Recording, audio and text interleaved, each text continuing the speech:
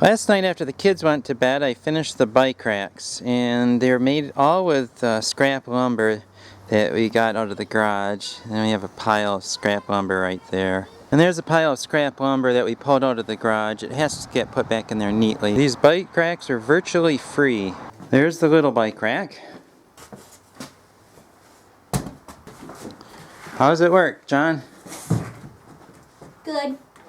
Okay, we gotta go get the other bikes now.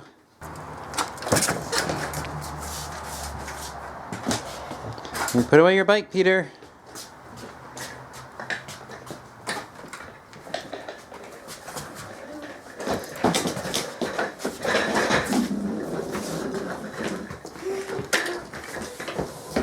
There's our bike rack. Seems to work well. We have a couple empty spots, so we can put a couple more bikes in when the kids get old enough. And I think Peter is a little too big for that. Does anyone know what's special about today's family worship? Yes, John? Because it's the last book of the Old Testament.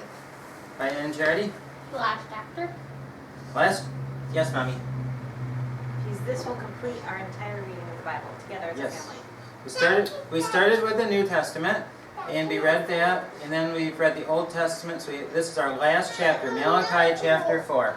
And what, Lydia? Milk cake. Chapter 4. Milk cake. So this will complete our reading of the Bible. As a family. Okay, Malachi chapter 4. And this one's only 6 verses. For behold, the day cometh that shall send you Elijah, the prophet, before the coming of the great and dreadful day of the Lord. And who is this Elijah he's talking about? I'm Elijah the prophet. Who is it? Is someone like Elijah? Who is it? Jesus. No. Okay, before the coming of the great. John the Baptist. Right. Can I say it? Okay, yes, sir. John the Baptist. Right, he's talking about John the Baptist. Here's the last verse. And he shall turn the heart of the fathers to the children, and the heart of the children to the fathers, lest I come and smite the earth with a curse.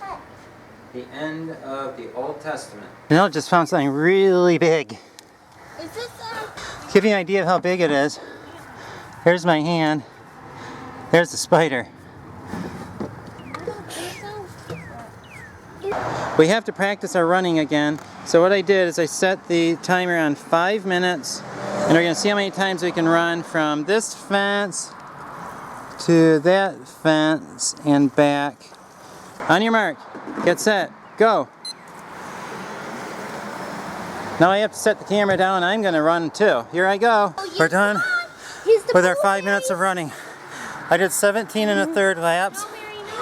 Charity did 14. I did 15. John did 15. Peter did around, what, 8? No. 11. 11, he said. We had a whole bunch of sunflowers growing up in the garden where we had our bird feeders. That's because, well, the seeds fell and then they grew. So Charity transplanted them over here.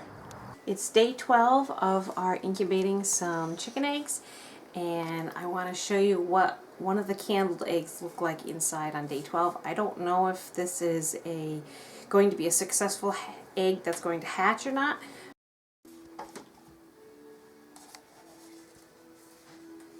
Okay, if you look at that, can you see that?